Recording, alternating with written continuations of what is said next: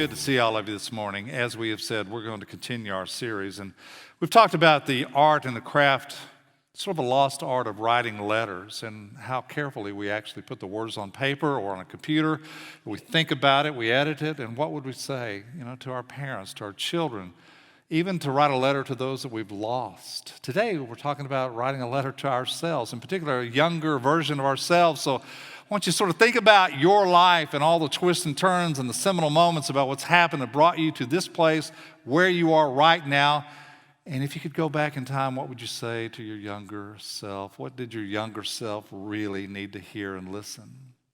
We'll do that following Paul's lead from Corinthians. Let's bow our heads.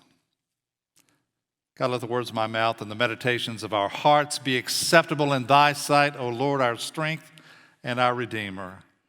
Amen. So I remember I graduated from college. The next day, my father handed me an envelope. He said, "This is yours." Inside was an insurance bill for my car and for my life insurance, which is really kind of a strange feeling because not only was my dad, he was my insurance agent. So in about 30 seconds, I stopped being a son and now I became a customer. I know what he was trying to say is, you're out of college, you got a job, it's time to grow up, you got to pay your own bills. So you look back over the course of your life, when was the moment when you realized it was just time to grow up? When you graduated from school? Maybe when you got your first job and started to pay bills on your own and become an adult? Maybe when you joined the military, you grew up faster than what you thought you would? Maybe it was time you got married. Maybe it was when you welcomed your first child into the world and you realized the universe does not revolve around you, and it changed your entire perspective and you just had to grow up. You knew it was time to grow up. So when did you grow up? Some of you are going to say, "I'll let you know when it happens." Still working on it. That's true for a lot of us. But there's a moment when you look back, you begin to say, that was a moment when I began to grow up. Maybe it was the time you just failed epically for the first time and you felt the pain and you got knocked down and you somehow had to figure out a way to get back up and get on your feet and get moving again. Maybe you grew up, sadly, when the person you loved dearly, and it was the first person you ever experienced, when you lost them, when they died and the world changed and you had to grow up. Maybe you grew up when you realized for the first time you can't fix every single problem. Maybe you grew up when you realized, yeah, you're on your own, but you can't do it on your own. You have to have people around you. You need other people. So traditionally, we've always had 5 sort of understood metrics about what it means to be an adult. I mean, you go through all the phases, all the way from adolescence, to teenage, to your younger years to adulthood, and generally, we've all sort of traditionally agreed these are the 5 things that happen. You finish your education, you leave home, you find employment or work. The 4th is that you get married. The 5th is you have children. So if you do those things, the world looks at you as you're an adult. You've gotten out of school, you got a job, got married, all the things. Maybe you've had children. It doesn't happen for every single person exactly that way, but those are the sort of the agreed upon. Do you realize in 2023, all those metrics, everything that used to be able to measure whether you're in adulthood, have now been delayed and deferred intentionally by a younger generation? They're waiting later to do everything.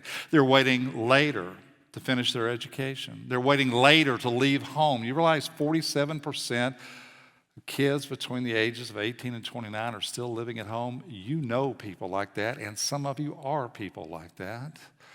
People are waiting later just to do the things that we normally used to do at an earlier age.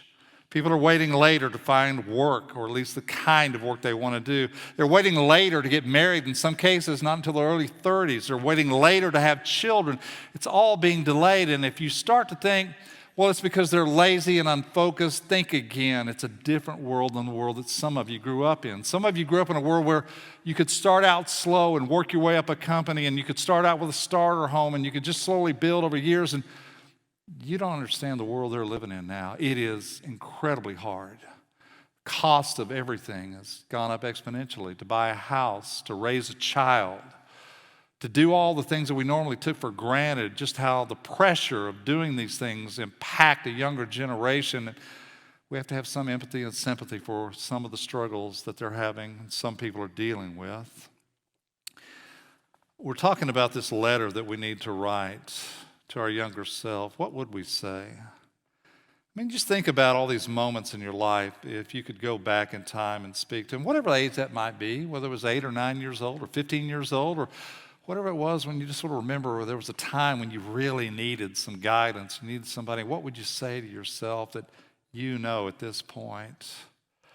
There used to be an old song called Ooh La La by Rod Stewart. I don't think it's in the hymnal. Here's the words. It said, I wish that I knew what I know now when I was younger. I always loved that line. I wish we knew some things back then. We didn't. Because back then, every one of us had bad decisions and sort of poor decisions and unfortunate circumstances and unwelcome changes that happened. And we just didn't know how to handle those things. And we discovered along the line, there's no shortcuts. There's no easy paths. We all had to learn the hard lessons the hard way. I don't know that any of us ever learned anything with an easy lesson. Most of the things that we've learned in life have come through a difficult time or through a hardship. So when you read about Paul, this might be one of the most introspective things he ever writes because he's revealing a part of himself. He's looking back over the course of his life, and he's telling you something that everybody ought to resonate with. Because Paul is trying to tell you that when he looks back over the course of his life, he now is at a stage where he knows he was just wrong. And he was absolutely confident he was right. In fact, he was wrong about everything that actually mattered to him. He was wrong about this little group of Christians who were called the Way, and he thought they were all heretics that threatened everything he ever held sacred. He was wrong about other people. Paul looks back over his life and he says, I was wrong about Jesus. I was wrong about God. I was wrong about everything. And it takes this bright, blinding light on the road to Damascus to finally begin opening his eyes and allow him to grow up and to mature and to have some level of understanding when he finds Jesus, or more accurately, when Jesus finds him. And at some point in all of our lives, whether we hear it or not, there's this little voice saying, it's time to grow up. It's time to put away childish things. When I was a child, I talked like a child, thought like a child, I reasoned like a child. When I became an adult, I put away such childish things. Used to be a book by Dan Kiley who wrote, it's the Peter Pan syndrome, if you haven't heard of it. It's about men who never seemingly grow up. And there is a segment of population, of particularly young men, just refuse to grow up. They don't want to engage in a job. They're not responsible for finances. They just lean on, depend on everybody else around them to support them, to solve all their problems. They just do whatever they want. They don't leave the house, and they seemingly don't have much of an ambition or any goals. And they seem to be isolated and somehow dislocated from other people. I saw something on violence in America, and it said the most dangerous person in America today is a young male under the age of 35 who's angry and isolated and alone. I remember watching an argument between a couple of people. They're just people who just refused to grow up. I don't know if this hits you, but you know what the average age of a video gamer is these days? 32 years old. They're still playing video games. I remember watching an argument between two people, and I just stepped back and I just thought, I can't believe what I'm listening to. This is the most childish, petty argument, most ridiculous thing I've ever seen. And they thought it was life and death, and all I could think of is there an adult in the room? Can anybody step up and do more than this? Is this really where we are at this point? We just fire back at each other, and it gets personal, and ugly, and nasty. I think so much time we live in this immature world because you deal with people, we all do. We deal with people who say anything, do anything. They have no regard for the ramifications of what it means for anybody else. They just say it because they feel entitled to say it. I mean, at some point, how many videos do we have to watch where somebody gets kicked off an airplane because they just can't even follow rules? You deal with people who are selfish and self-centered. People who feel entitled, people who blame everybody else for all their problems, and they never accept a shred of responsibility for their own. I don't know about you, but I can think of about a handful of times in the course of my life when it was clear that there was a 100% person who was right and one that was 100% wrong. Most of the time, it's 70-30, 50-50, but there's some responsibility on two people who are in the midst of an argument to bear responsibility to solve that kind of an argument. You deal with people who are immature, who lack commitment, follow through, who don't even take the basic responsibilities they need to be. They're just irresponsible. They can't be trusted. You deal with them all the time. And what Paul says and what all of us say, it's time to grow up. We need more spiritually mature people. We also need more spiritually mature churches. Paul writes, as a result, we aren't supposed to be infants any longer who can be tossed and blown around by every wind that comes from teaching with deceitful scheming, tricks people to play deliberately, misleading others. Instead, by speaking the truth with love, let's grow in every way into Christ, who is the head. You know, you look back over the course of your life, and I hope you already have pinpointed some of those moments. You know what the honest answer is? You and I just weren't ready. You weren't ready. When it happened to you, it came from nowhere, and it hit you. And at that age and stage of your life, you're just not equipped. You're not ready. You're just not ready to bear it, to understand it, to accept it, or to deal with it, or even to begin later on what you're going to do, which is to appreciate it on some level. There's a professor named Scott Galloway at NYU, and he just studies people's happiness. And he just lined out something I heard the other day. I thought it was interesting. He said, you know, happiness and maturity is just an arc. It starts. And it starts when you're young. He said, you know, when you're young, you're a kid growing up, or you're high school or college, you feel invincible. Nothing can touch you. You have the entire world in front of you. Everything's possible, and you just feel like everything is available to you. Whatever you want in this world, you just go out and take it, and you live as if everything is ready on the wait for you. Then you get into your mid to late 20s, and life gets real quick. You start having to pay bills. You have to figure out where to live, what to do. You start to juggle. You start to have stress and pressure.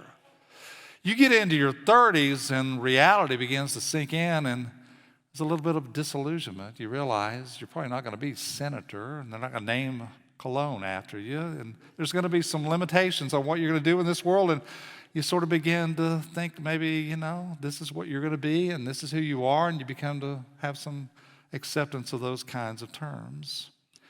And he said, but wait, it gets better when you're in your mid to late 40s and 50s.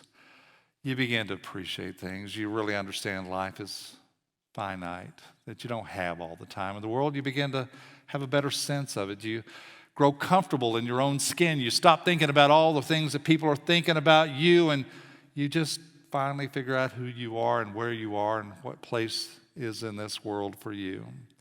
And here's the great news. You know what the happiest generation is? By far, people over the age of 60.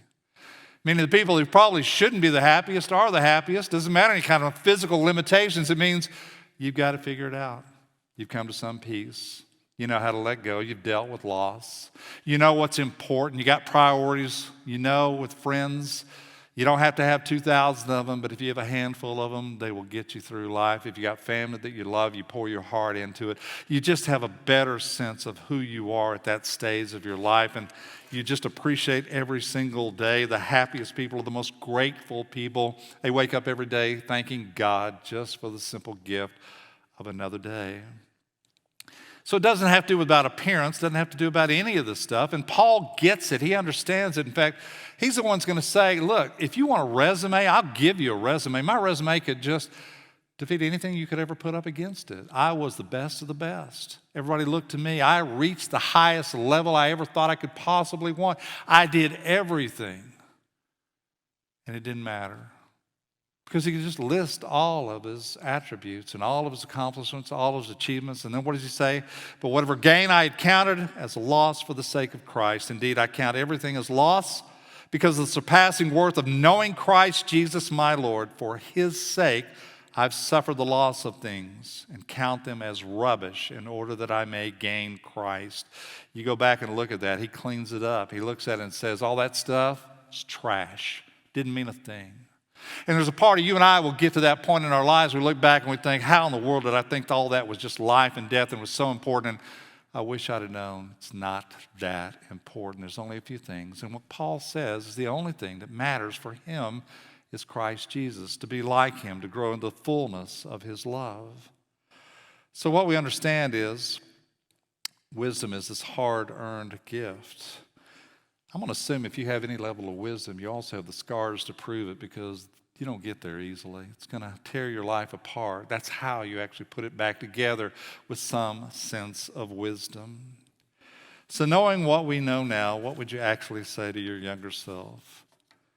If you look just said, I'll take myself about 15 or 8 years old or whatever it might be. What would I say to that person? What would I say to them that they needed to hear? And because I know them. Because you know what? It's a kid.